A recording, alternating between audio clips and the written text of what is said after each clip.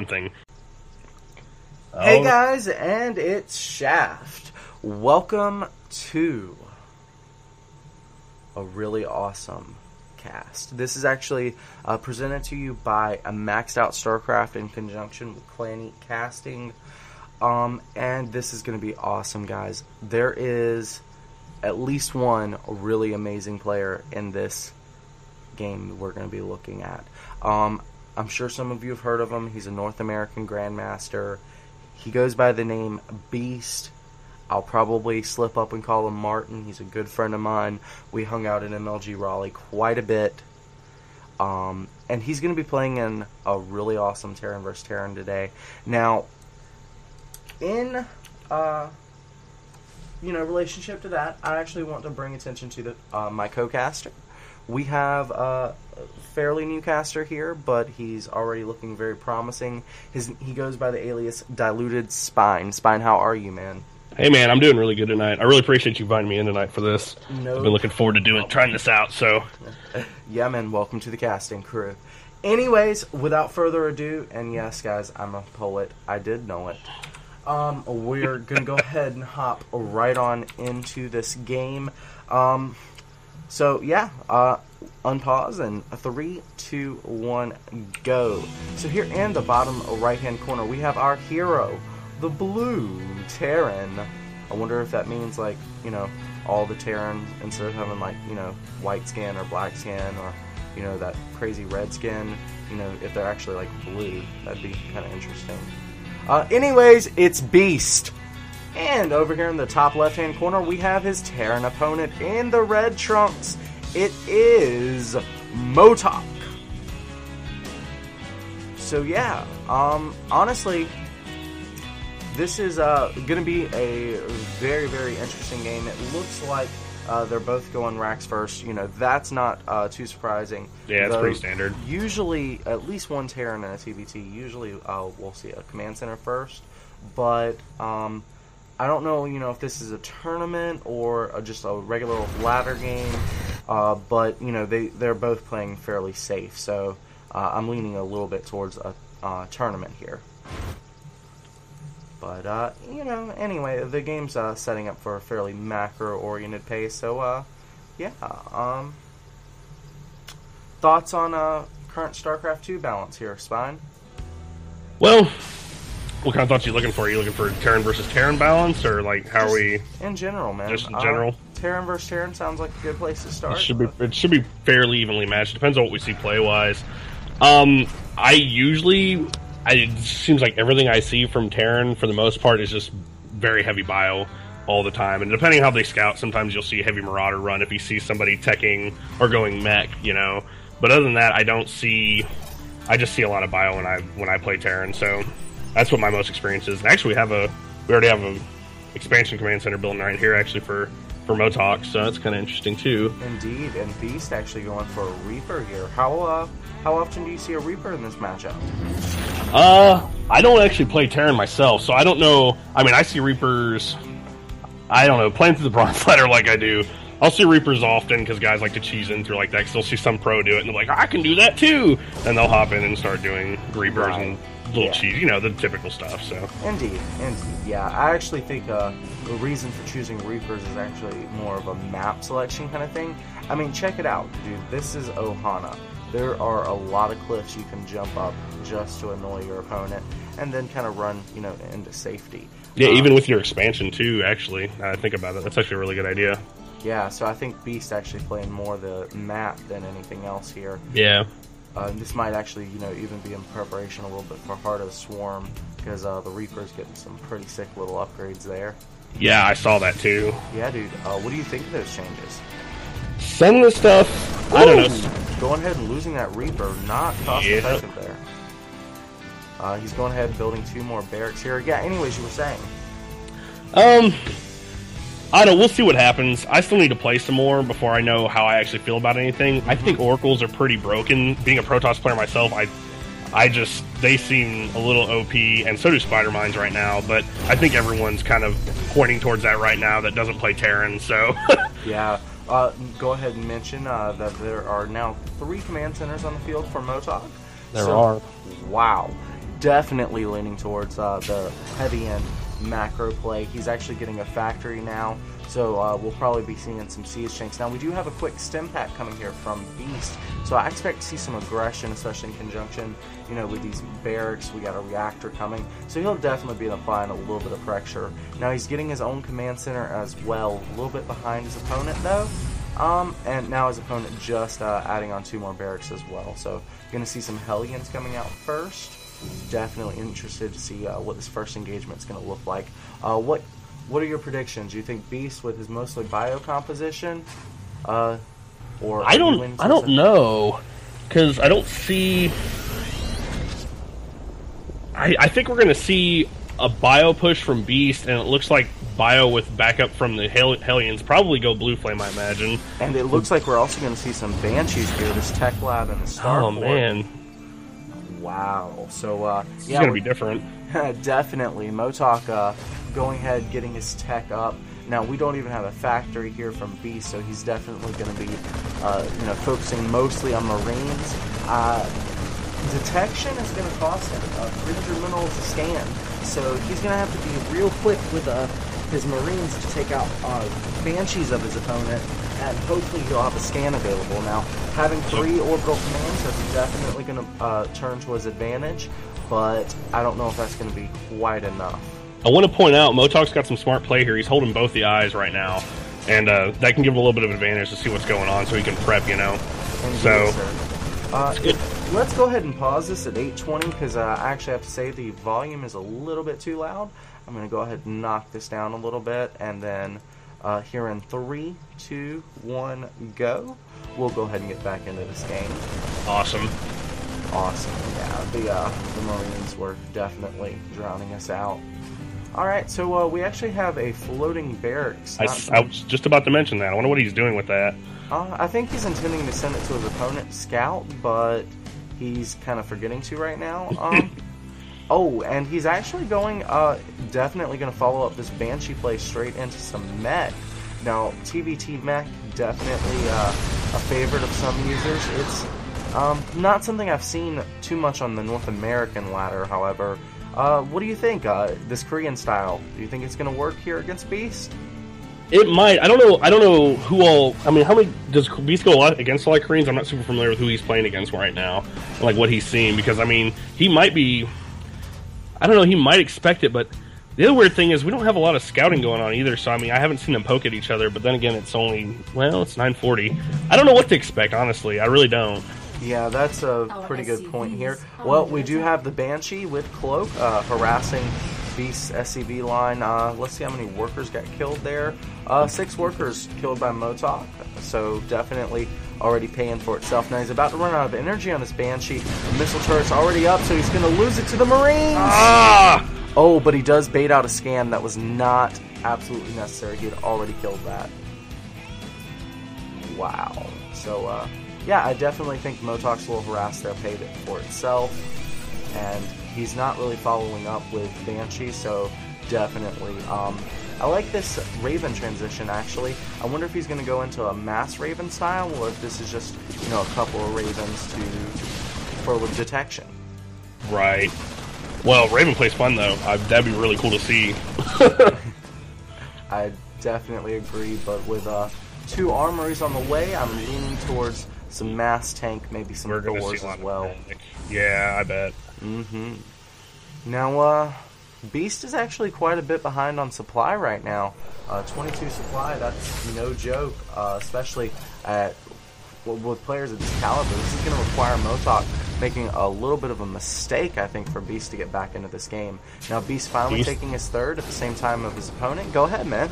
Beast also just put out an armory, and he's getting some weapon upgrades, so we might see some factory play from him. Well, I think at some point, every Terran is going to need tanks. I think Beast is actually favoring the more standard Marine tank Viking mixture, which is actually really cool because Vikings can attack further than Siege tanks can attack further than they can see, and Vikings actually are great for scouts. Give them the vision. Yeah, so in tank versus tank battles, whoever controls the air kind of wins that battle. I think that's partially why we're seeing Ravens out of Motok because he can follow that up with Vikings, and those point defense drones are going to do very, very, very well at absorbing Viking attacks. That makes sense. That makes sense. I'm checking out right now. These guys are doing a really good job of spending too. Oh, absolutely! Fantastic job. At this level, man, you can't ever, disrupt your production. If you do, you're done. Actually, Beast has somehow managed to even up the supply count here. Yeah, he's actually almost caught up. He's still 10 behind, but... Indeed, sir. Now, these Hellions may actually be able to penetrate this SCV line, especially with Beast's units out of position here. Ooh, they're gonna... Here we go. We're about to see something. Ooh, nice hit here by Beast. Blue Flame not going to do too much. Oh, but he's got to be careful not to cluster his Marines. If he gets a little too greedy and overextends the Marines and keeps them pumped up, he may lose them all, but the Marauder's doing a good job here, absorbing some damage and slowing down a couple of the Hellions. Hellions, only 5 of them left here. Now the other Hellions are running right on into the third. Third is not a complete wall-off, and the SCV line is completely exposed. Ooh! It's gonna hurt his economy. In total, we've got 20 drones, wow, drones, this is not a Zerg match. 20 workers killed here, a 5 Motok, very nice play here. Oh my god, Marauders are going to clean this up. Now Beast is going to follow this up with a counterattack, but how much defense does Motok have here? Quite a few tanks here at the third, but there's not too much defense at the natural. The siege tank on the high ground have other tanks getting in position. Yeah, this is not going to work here unless he can, elevator in with these medevacs. But guess what? Motok's already prepared with the missile turrets. Wow, that's a buttload of missile turrets. And supply just jumped for Motok. His supply just rocketed back up because he had dropped down and he's already rebuilt back to where he was pretty much. Indeed, so Beast seeing a missile turret and a tank up there, going ahead running away. He doesn't need to see the 7 other turrets. Yeah. Now we've got quite a few barracks still pumping out infantry here. This is going to be a completely infantry battle against almost pure mech. Beast, still not really getting too many tanks of his own just yet, and actually losing a lot of units to these Hellions. He really should be pumping out more Marauders and keeping them in front of the Marines, in my opinion. Yeah, they can tank a lot better than the Marines. I was wondering if he was going to change into maybe a different build, but it looks like he is going to commit completely to bio, like you said, so... Yeah. Should be interesting to see what happens. I honestly did expect a follow-up with some kind of tank play here, but it looks like he just wanted that for the starports. Ooh, and we actually have Corvid Reactor on the way for Beast, so he's going to be switching in Banshees of his own. Now this 4th base here, going to go ahead and get harassed a little bit. Not too many SCVs, it won't make too big a deal, but at this point, Beast has lost so many units, every little bit counts. He's currently 24 supply behind his opponent. Yeah. But he's a base up, so it's going to start evening out here in a moment. And the Hellions are getting cleaned up as well. Now, Motok, he knows that these Hellions don't really cost too much, so it's not a big deal if he loses them. The only issue is he's constantly losing, production time on these 2 factories. These factories could be making tanks, they could be making armories. They're not doing either one, or armories, Thors, they're not making either one. Now, they only have reactors on them, so I guess they were built solely for Hellion production, but still, that could be tanks. Exactly. And he's sitting on a lot of men, so he'll be able to re-up pretty quickly. Although he does look a little gas starved. Oh, here we go. Indeed, sir. Indeed. Oh, that was not pretty. Wow. Ugh. Complete wipeout there. Complete wipeout. Beast losing most of his units. And now we're at almost a 50 supply difference now, too. So. Indeed, sir. Indeed. Wow.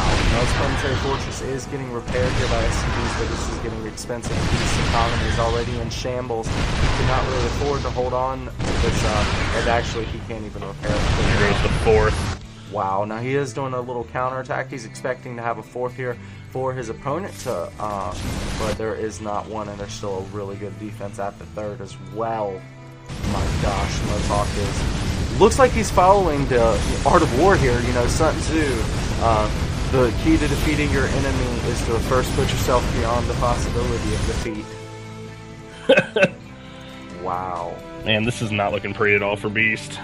No, actually, it looks like he's going to be losing this game here in just a couple of minutes. Wow. Dude, this is unfortunate. I love to watch Beast play. He's such a godlike player. Oh my god, Vikings! I love to watch Viking Wars. These tanks, they don't matter. And there's a cattle bruiser! Woo! That was cute. Okay, so bye-bye Vikings. Beast now controls the air, and tanks are not going to shoot up. This is where those Thors I kept mentioning would come in handy. Oh, Andy's going to go ahead and siege up. What is that going to... What? The battle cruiser, I was just about to say. Yes, let's siege up and fire our shots into the air. Oh my god, it's raining fire! Oh, that's gorgeous. Those love battle cruisers might change the tide of the game completely, depending on how Motok retechs. Indeed, sir. And guess what? Oh, that was fantastic. Indeed. And Beast has 3 orbital commands to follow this up with his economy. Going to be sick after gaining complete map control. I don't know if he's going to want to end this right now, or, you know, if he's going to play it safe and just let his opponent, you know, tech out and see what he can follow up with. You know, it's really hard for a Terran to do a tech switch, so he's got quite a bit of time to play with. He's still 40 supply behind. We should definitely keep that in mind here. 2 Ravens on the way, another battlecruiser, more Vikings. He definitely needs Vikings to both tank for that battleship. Or battleship. I was thinking Battleship Galactica there for a moment. Anyways, that battlecruiser, or to, you know, shoot his opponent's Vikings out of the sky. Battlecruisers should really be focused on the ground. Now, we do have Thors here from Motok as well. They're going to really make short work of these Vikings if they make the mistake of ever clumping like they are right now. And it looks like he just got a spot at them, too, so he sees they're coming, so... Yeah. So now, I guess Beast is going to use his more mobile army, because, I mean, tanks, Thors... They aren't moving real fast. He definitely has map control right now, that's for sure. Indeed. So now he's just going to take out some SCVs. He just caught the SCVs in the move. Oh, that's painful. Now, with this many orbital commands, that's not too big of a deal. He can definitely still follow up with mules, but the army advantage right now is to Beast. Even though he's a little bit behind in supply, he's got a far superior attack as long as he doesn't make any dumb errors with Viking control. And we've got a little bit of harassment here at the 4th base of Motok, and go ahead and clear out this orbital command. Also harassing 4th base of Beast here. It's a good move. Planetary Fortress at the 5th base of Motok. Looks like he's getting level 2 weapons right now. Beast is for air weapons as well, so that'll be a nice little upgrade to help him in combat. Indeed, sir. Especially with these battle cruisers, man. Oh, man. They do so much damage. Indeed. Battle cruisers like having a flying building. He should get the armor upgrades at some point, though. That's when they really tank. Well, you'll never have to build in them again. That's for damn sure. Yeah. Oh, we're seeing some movement here on... looks like he was just clearing out the eye. Okay. Well, Motok might be getting ready to push. It looks like he's committing to push to the 4th, actually. Well, he is maxing out just a little bit before his opponent, so I think this is really just to clear out supply. He knows he's head on food or head on supply, but he knows he's behind on tech, so he has to make something work for him here, get some advantage while he has it. Oh, and it looks like he will go and clear this planetary fortress. SCVs may also fall. Oh, looks like they got out. God, siege tanks, man. Indeed, sir. Indeed. And now it's basically that little war we were talking about of, you know, where both players are trying to positionally gain the advantage. Tanks are always going to hold the ground, so Beast is just relinquished ground control in favor of battle cruisers and Vikings. Point defense drones going down for Beast. Most of his Vikings actually are killing off the Vikings of Motok, so the battlecruisers are going to be completely safe as long as they can eliminate the Thors. Well, we're down to one battlecruiser, it looks like, in this group, so... Indeed, he's that's pulling a lot away. of Thors. Still taking a lot of shots from the Thors. Well, oh my. This is not looking good here for our hero.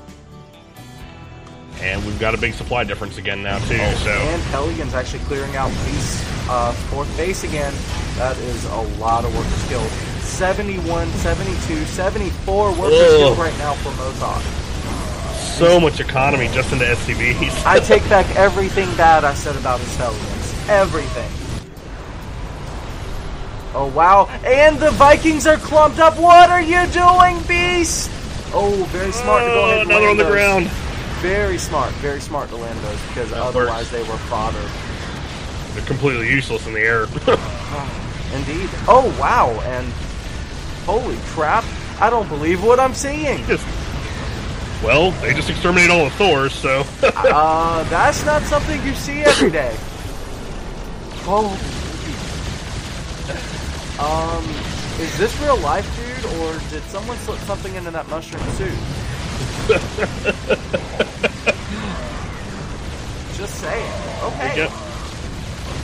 And yeah, the battle cruisers are killing off the rest of the tanks here for Motok. Never thought I'd say those words. That was awesome. Indeed, sir. Now, let's take a look at the economies of both players here.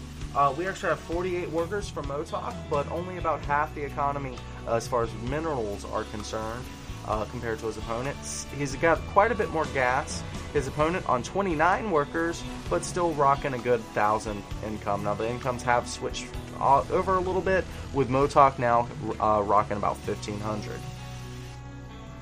Very good defense here by Motok still. Not much Beast can do to harass that. No drops are getting in there. Indeed, and he's got 3 more Ravens on the way, so it looks like he's committing to that too for sure. And we're getting that harassment on the 4th base again as well. I think this is actually his 5th base. Oh, wait, that is his 5th. I need to learn to count. Yeah, well, this is the... Yeah, I don't know. Well, the 4th one got destroyed, so I guess that makes this his technically 4th. the 5th, yeah. Well, I don't know. Is this the 4th technically now? I don't know. Because he's got 4 actual mining bases right now, so I'm... Grammatically, we're in a gray area here. Fuck it. Okay, so Hellions again just coming in, wrecking the supply of Beast. Doesn't matter, they're suicide units. Imagine the Hellions. I mean, these guys just like get jacked up on whiskey, cocaine, and stim pack juice, and get in fire-spitting cars and run into, you know, units that are actually bigger than a car, firing at them. And there's even like flying buildings in the sky shooting down at them, and they're just like, oh, whatever, I'm gonna kill everything I can. These guys are definitely special. I wonder what mental hospital they recruited them from. There might be some people out there crazy enough to just volunteer for it without being in a mental hospital, though. Indeed, but I think the mental hospitals would still like to get their hands on them. I mean, that probably applies to the entire state of Alabama, but I'm just saying. I'm not familiar with Alabama, so I can't make any calls on that one. Yeah, I remember I work phone support for an internet service provider. I can tell you all about the intelligence levels of the different states. Fortunately, when I did phone support for an internet service provider, we didn't have any customers in Alabama, so... You were very lucky, sir. It seems that way. It looks Okay. like we're going for a 5th, too, now, so Beast is going to take his 5th. Yep, finally grabbing this back. I wonder if we'll see the same old with the Hellions, wrecking the SCV count. But even with the SCV count continually being wrecked, it's really the mules that are making all the difference. Let's actually get a count here. How many orbital commands are there actually on this fucking map? That's 3 so far. 4. Well, yeah, 4. That's a supply depot. Yeah, there's 4 for Beast. That's basically 1,200 minerals every 30 seconds. Fair enough. We're going to see a pretty good economy, but where? Oh, because he's still got the Marine there, okay. So I saw that orbital flying off from Motok, and I was wondering what he was doing with it. Ooh, and I like this decision here by Beast. He sees the Thors, just goes ahead and pulls his SCVs away. But they're lined up here for the Hellions. Yep. Sacrificed 108 drones to the Motok gods. Oh! There goes some Vikings. Indeed. Oh, he's still got plenty to go, though. Here we go. And there's the battle.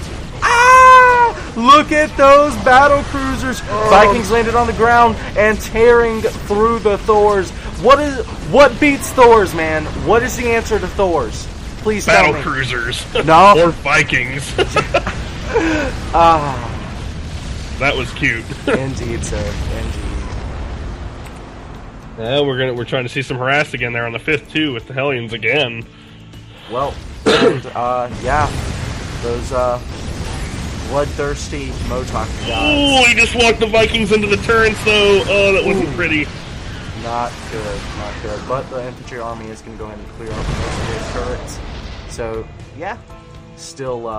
Well, he's got a supply advantage now. That's actually huge. He does, and his economy is way better right now too. So well, let's point something out.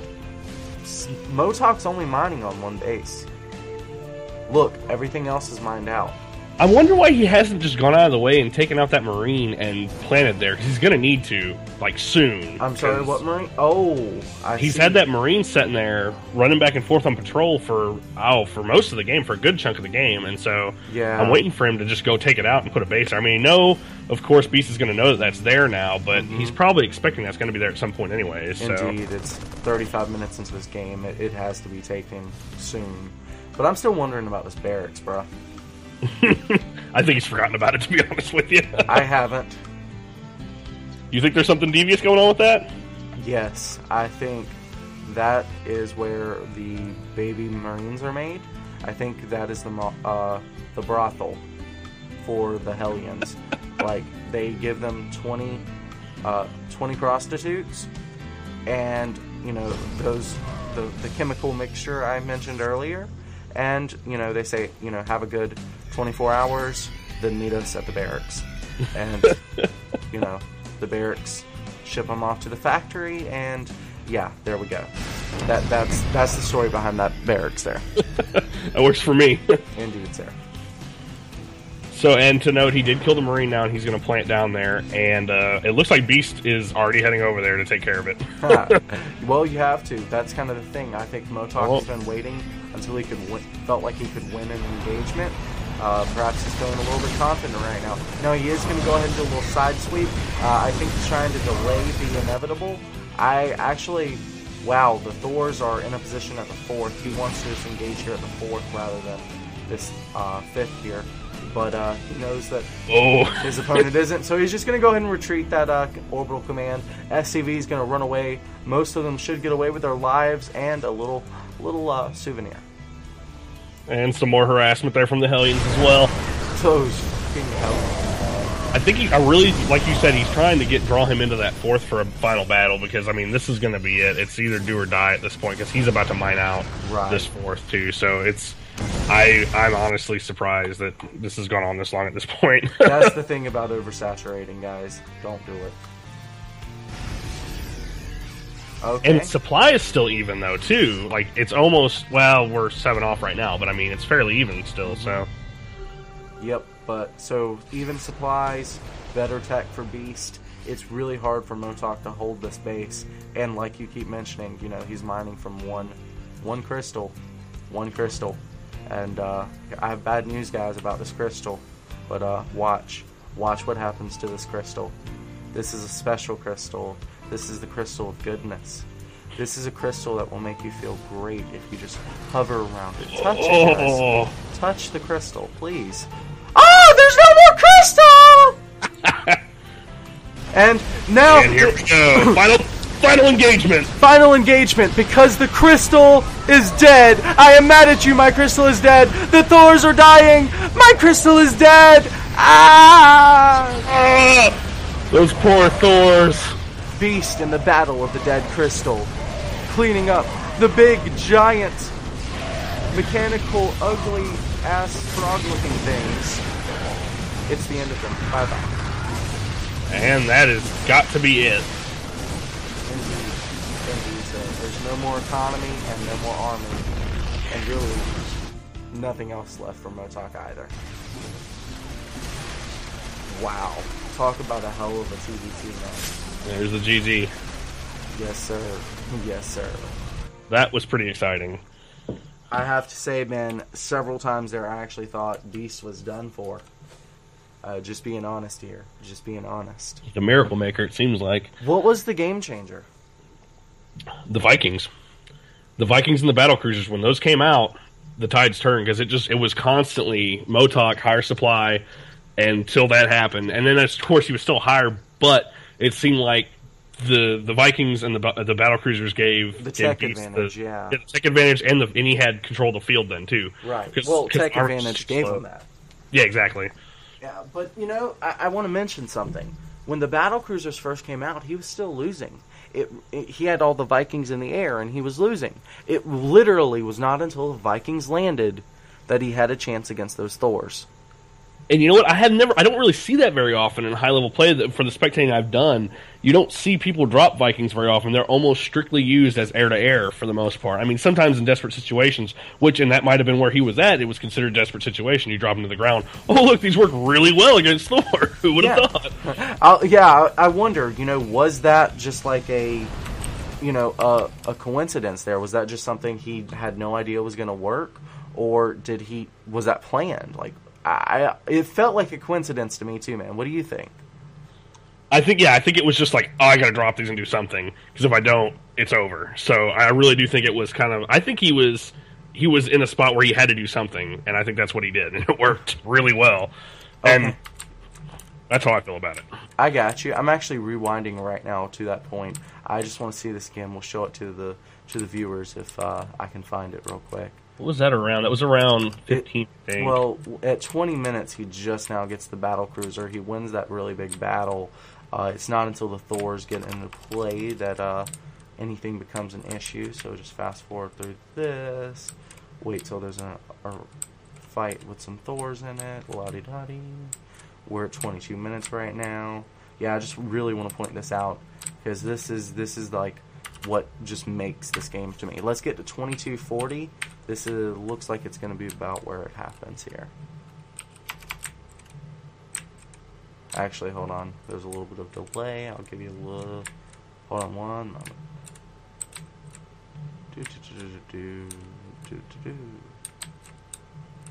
I think that's the Blues Clues song. Why am I humming that? I don't know. I've had Alice in Chains stuck in my head all night, so... Okay, fair enough. I mean, Alice in Chains meets Blues Clues. Blue in Chains. That's disturbing. Okay, so 8 times speed for the win. Okay, so I think this is where the battle is. 25 minutes. Okay, yes it is. Get to like 26 minutes and we'll be there. Okay, give me a second. No problemo. Alright guys, so we're actually just going to go ahead and show you this battle one more time at normal speed. Not even faster speed like we normally play at. We're going to play at normal speed, because this is just game changing right here. This is where, the tides turned. I'm almost there. I'm just waiting for it to catch up. No problem. 26 on the dot, normal speed. Got it. 3, 2, 1, go. I just want to bring attention to, it looks like Beast is actually losing this battle. He clears out the Vikings, yes. Now that he does win. So we're watching him clear out the Vikings now. Some of the Thors are falling to the battlecruisers, but a lot of these battlecruisers are clumping up and actually dying as well. So a lot of these battlecruisers are actually going to get cleared out. The Vikings are cleared out for Motok now, and these Vikings are just sitting here doing absolutely nothing. So the Vikings are going to get cleared up, but they're not really doing anything. Then they come over here, start hovering over the Thors. And this is when he started to pull back here. Mm-hmm. And so Beast actually pretty much just lost that battle. So let's put this on normal speed at 2650 and watch the following engagement. So, okay. Yeah, so there's actually going to be a little bit of a follow-up here. Right now, Beast, he won a really big battle, then he just lost that really big battle. He has 1 cruiser left out of 6 when he started that battle, and his opponent still has an army of Thors and tanks and Hellions to push him with, so he is not in a good situation right now. What changes the tide for him? What makes this work out? Well, take a look at that. What happens when the Vikings land? Tell me that is not ridiculously sick. Is this an accident? I have no idea. Is this real life, guys?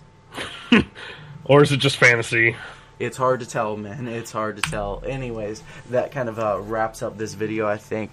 But, hey, I just want to go ahead and give a shout-out, to Maxed Out Starcraft. They, like I mentioned earlier, they're a Minecraft channel that is branching out into StarCraft, and we are definitely trying to help them out. Please, give them a check out. But also check out my content at, YouTube. Just look up Clinic Casting Crew. You'll definitely get right to our videos. Check out, all our content. We do shows like Zergling Roundup, Metagaming Magic. We do Kings of the Hills. We cast tournaments like Zotac. We cast from replays we can find like Iron Squid. If it's out there, we do it. So check us out, please. You can see all of our information, in the bottom left. I'll even pop that back up for you. Yeah, bottom left, you see that cool little yin-yang symbol. Yeah, all the information's right there. So, yeah, give us a check out. Don't stay at it and give you the information. Peace!